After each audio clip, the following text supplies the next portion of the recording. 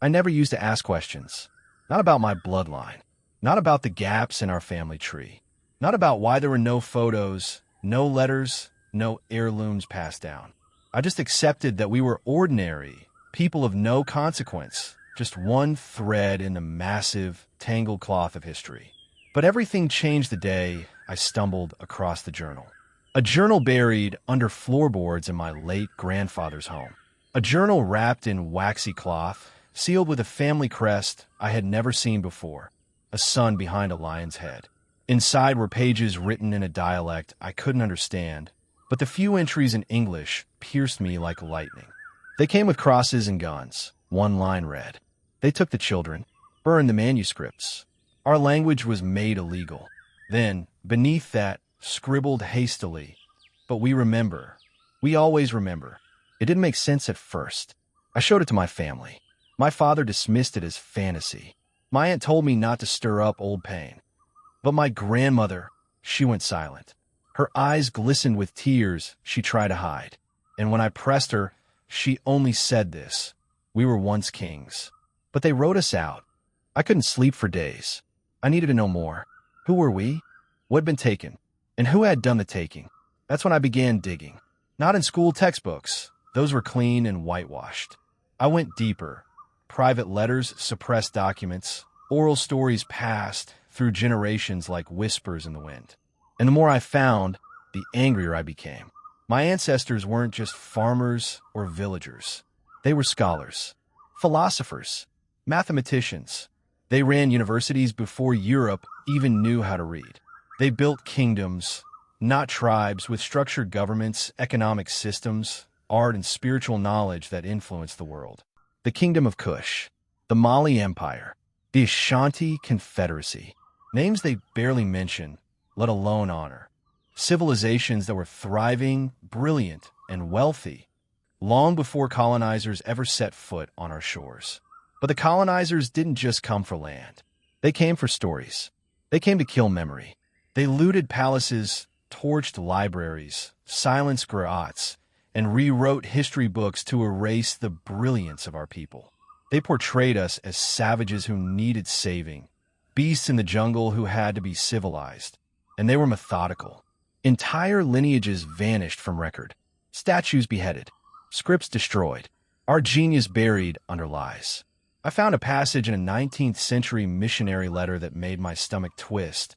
"If the Negro learns of his history, he will cease to accept our rule."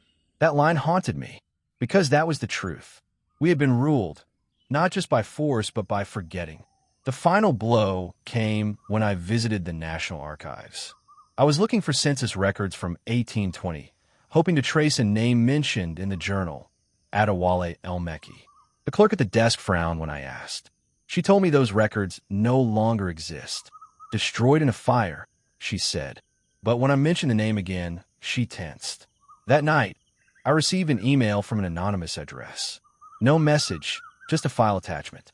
Inside was a scan of a page labeled, "Removed from public record by Colonial Directive 415B, 1903. It was my family name.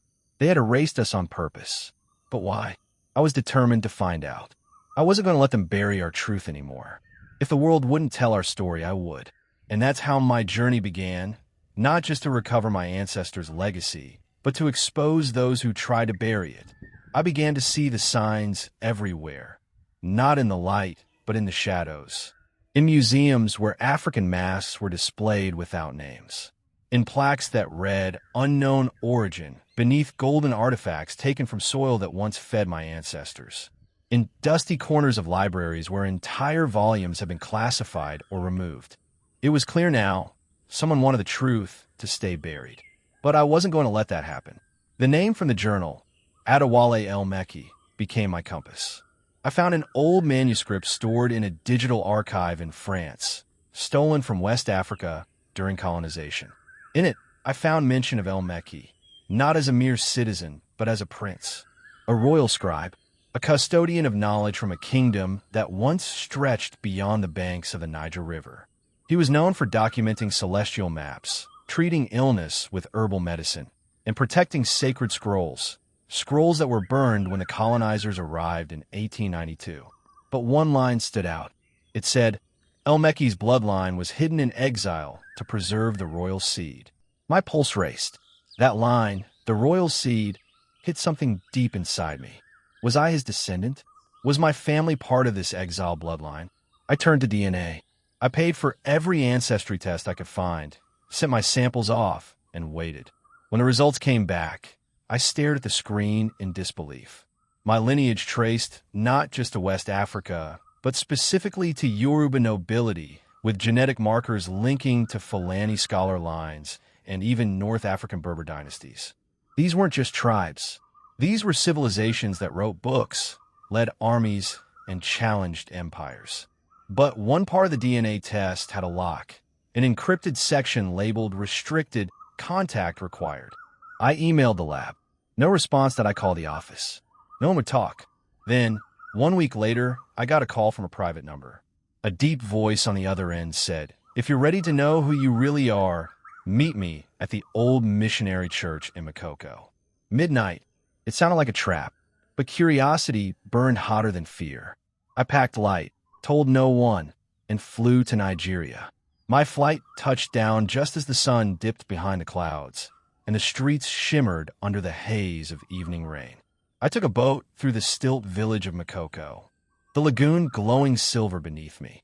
When I arrived, the church was empty, just ruins half swallowed by vines and water. But a man waited by the altar. His name was Baba Alayinka, an elder historian, one of the last living griots who had memorized thousands of years of oral lineage. He studied me in silence before speaking. "You've been looking for the truth," he said, "but truth is a burden." I told him I could carry it. He smiled sadly. Then he recited a name I had never told anyone, a name that had only appeared once, in that hidden journal. Adwale el-Mekki. "Your blood," he said, "is older than this city, older than these maps. You're not just a descendant. You are the last living heir." My breath caught in my throat. "You mean I'm?" "Yes," he said. "A crown lost to time. They killed your kingdom, but they couldn't kill the blood." Baba Alayinka led me through winding alleys until we arrived at a hidden room beneath the church. Inside were relics, scrolls, carvings, family crests preserved in secret. And in the center, a rusted crown. Not gold, but iron, the kind worn by warrior kings. He placed it in my hands. "This was your great-great-grandfather's, smuggled out during the raid." I couldn't speak. The weight of the metal, the smell of the iron, the silence of the room, all of it pressed down on me. I wasn't just carrying my family's legacy. I was carrying a stolen throne, a memory that colonialism had tried to erase. I asked Baba why none of this was in textbooks, why the world didn't know. "Because truth threatens power," he said. "If people knew who they truly came from, they would stop bowing." That night, I stayed awake reading every scroll, every page of hidden history. I saw maps of the Old Kingdom, names of queens who ruled with strategy and brilliance, poems written by my ancestors long before Shakespeare. I saw how the British, the French, the Portuguese, all of them, coordinated to erase these stories, replacing them with fictions of civilization. But now I had proof. I wasn't just going to reclaim my story. I was going to tell it louder than they could bury it. The world needed to hear that Africa had kings before Europe had castles. That our stories didn't begin with slavery. They began with genius, with structure, with empire. And I was ready to remind them. I returned home changed, not by the weight of history, but by the fire it ignited inside me. I could no longer walk past museum exhibits or open textbooks without seeing the lies. Not lies of words, but of omission. My people had been reduced to caricatures. Our greatness clipped like wings. But now I had the receipts, bloodline records, buried scrolls, stolen maps, and the truth of a stolen crown. I didn't want revenge. I wanted restoration. I began sharing what I had found. Quietly at first. A blog post, a podcast episode, a community seminar. I wasn't seeking fame, just truth. But people listened. People felt it. Because they, too, had been made to believe they came from nothing. That their history started with shackles and ended in poverty. That their ancestors were illiterate, primitive, broken. But then I showed them otherwise. I showed them royalty. I showed them systems of astronomy, medicine, architecture, law, all long before Europe discovered us. My inbox flooded with messages from people just like me. Fragmented family trees, erased surnames, whispered stories about a grandfather who used to wear robes like a chief, or a grandmother who spoke 7 languages but was forced to stop. The erasure had not been isolated. It had been global. So I started a digital archive. I called it the Remembering Project. We gathered oral histories, documents, artifacts, and buried family crests from across the diaspora. We translated ancient scrolls into modern languages. We cross-referenced DNA records with tribal migrations and colonial censuses. We partnered with universities and independent scholars. And slowly, painfully, gloriously, we began to reconstruct the history that had been ripped apart. But not everyone was pleased. I started receiving threats. Anonymous emails warning me to stop rewriting history. Academic pushback from those whose reputations depended on the colonial narrative staying intact. Even some government officials tried to dismiss the project as myth-making, but they were too late. The stories had already reached people's ears. And once truth enters a man's soul, it cannot be unlearned. I was invited to speak at an international history conference in London, the same city where 150 years ago, British generals had signed the order to invade my ancestors' kingdom. I walked into the Royal Archives building, the same one that once sealed our documents away, and took the stage. I told them about Adewale El-Mekki, about the warrior king who mapped the stars while Europe thought the earth was flat, about the libraries they burned, the palaces they plundered, the names they buried. Then I held up the Iron Crown. This, I said, was taken from a people you called savage. It belonged to a man who ruled not by conquest, but by knowledge. Silence filled the room. Not the silence of disbelief, but the silence of guilt.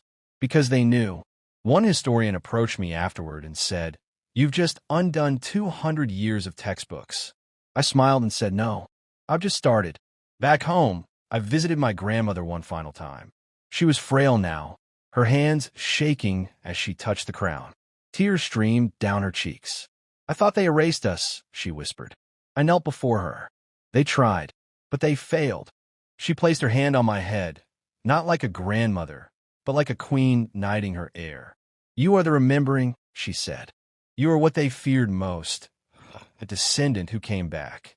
And in that moment, I realized this was bigger than me. This wasn't just about restoring the past. This was about reclaiming the future. Because when a people know where they come from, they walk differently. They speak with power. They no longer accept crumbs when they built the table. So to every descendant out there, your history did not begin with chains. It began with crowns, with brilliance, with glory. They tried to erase us, but we were never gone. We're the buried bloodlines. We're the living archives. We are the legacy they fear will rise again. And now, we remember.